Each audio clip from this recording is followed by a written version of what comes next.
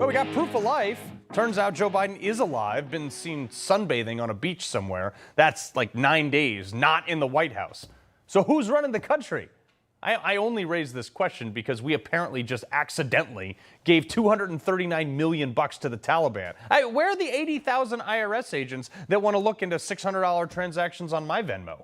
I mean, he's not even pretending to be president anymore. He's just done. I mean, maybe he's throwing in the towel or throwing the towel over the sand at the beach. Nancy Pelosi basically ended his career, as you know, by threatening to 25th Amendment him if he didn't step aside. He might as well visited one of the vasectomy trucks while he was at the DNC, too. I mean, he's 81. His career should have been over, 20 years ago. But even while he's on the beach, the Supreme Court still just smacked down his student loan forgiveness plan. Which, by the way, I don't even understand why this isn't a much bigger story. More than 400,000 borrowers have already had their accounts zeroed out. Like, the loan's forgiven.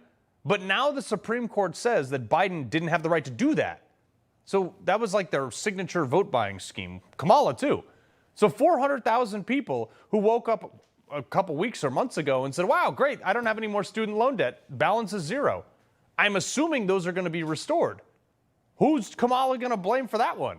People are going to be pissed. You think Kamala Harris is going to be asked about that tonight in her pre-recorded interview with CNN? By the way, that interview has already happened. Here's a clip of what we were able to see so far.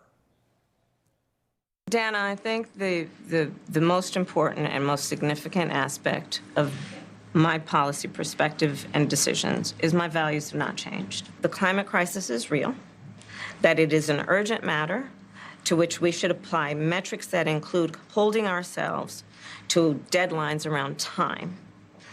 We did that with the Inflation Reduction Act. My value around what we need to do to secure our border, that value has not changed. I spent 2 terms as the Attorney General of California prosecuting transnational criminal organizations. That was the most words of saying nothing. They need time to edit the rest of it down so they could get their fake bus tour going in Georgia. I think that kicks off in like 15 minutes, actually.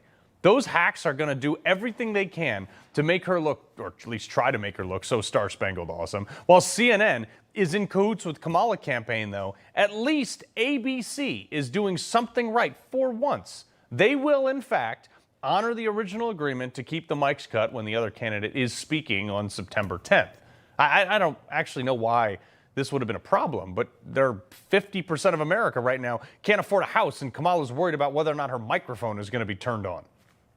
I happen to think that it probably would have been better leaving it on. That woman is so deeply unlikable, you would have a ton of this. He will not raise taxes on anybody who makes less than $400,000 a year. He said he's going to repeal the Trump tax cuts. Mr. Vice President, I'm speaking.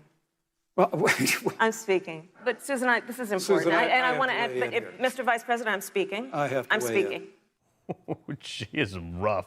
All right, not a good look for a cat lady, let alone someone running for president.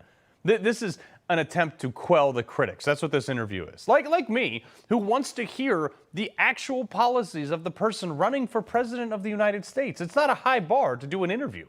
All the liberal media, though, keeps telling me what she thinks. But the only time I've actually heard her speak, she says the opposite. Tom Cotton pointed this out. We played this for you with his John Carl interview. She said when she ran for president that she wants to eliminate private health insurance on the job. 170 million Americans, John. Yeah, I mean that is not her position now. She knows. How do you know that's not her position? How do you know that's not her position? I mean, she says she no longer supports Medicare for all. She has not said that. Okay. Maybe anonymous aides on a Friday night. She did say that. She said that she wants to move on from that.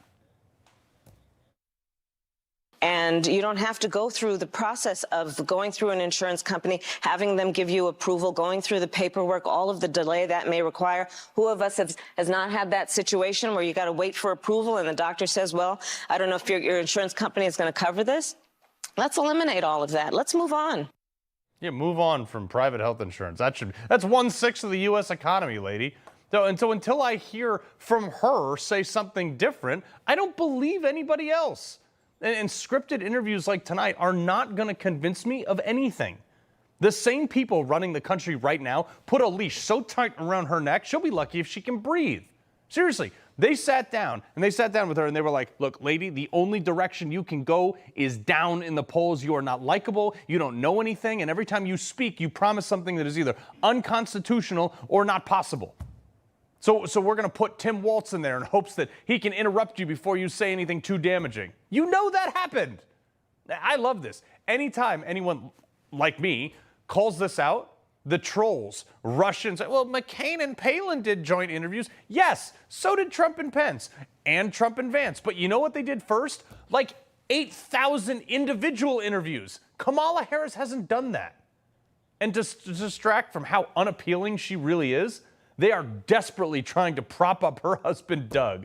This piece in the Democracy Dies in the Darkness Washington Post is insane. Look at this. Doug Emhoff, modern day sex symbol, barf. The first paragraph, and I'm reading directly from this. These are not my words. Doug Emhoff has been called many things in recent years. Second gentleman, goofy dad, crappy Jew, but perhaps his most appropriate title, progressive sex symbol. No, not a thing. This is exactly what the Washington, this is, again, not me saying that. The article is even comparing him to Ryan Gosling. I'm sorry.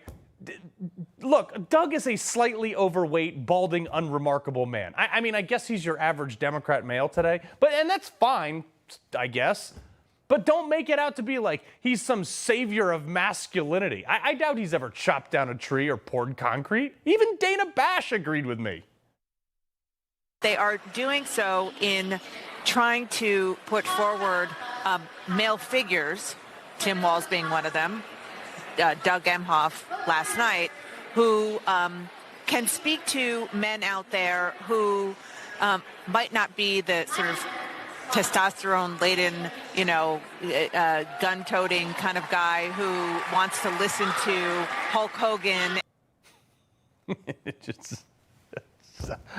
But I think the reason they have like such a bizarre strategy is because of this other problem they have. Look at this piece. This is from Axios. Kamala Harris Frankenstein team reportedly plagued by tensions between Obama alums and Biden holdovers. Look at this. The team made up of Harris aides, Barack Obama alumni, and leftovers from President Biden's abandoned campaign are said to be struggling with cohesiveness behind the scenes. Axios reported citing 6 people involved in the campaign. The entanglement of these different entities has led to many people feeling a real lack of role clarity, one source said. Kamala doesn't have a campaign staff, at least not a cohesive one. Therefore, there's no real strategy, so they're just going to throw spaghetti at the wall and see what sticks. It's unbelievable. I mean, first off, because Kamala Harris is such a terrible person that she has like the highest turnover rate of almost anybody. And 2, because the rats are fleeing the sinking ship. Nobody with a credential wants to work for her. But Trump, more disciplined than ever. Policies are concise, messaging is tight. She never made it to the first contest, which is Iowa. And now she's running.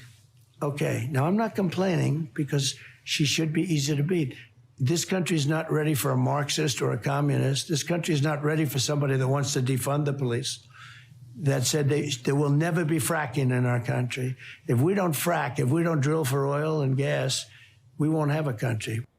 Sean's going to join us a little bit later in the show, but it's tough to rebut those talking points. Why do you think Kamala Harris is trying to find any way she can to get out of this debate coming up?